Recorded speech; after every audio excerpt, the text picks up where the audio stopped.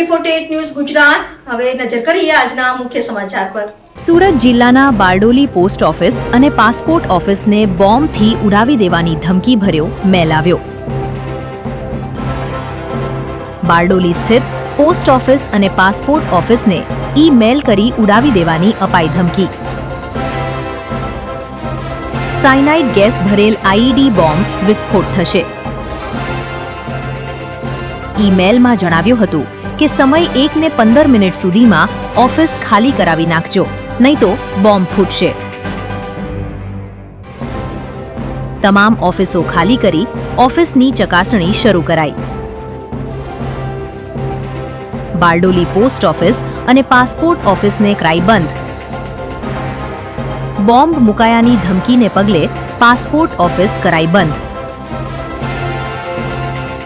Passport ઓફિસના અધિકારીઓ દ્વારા પોલીસને જાણ કરાઈ.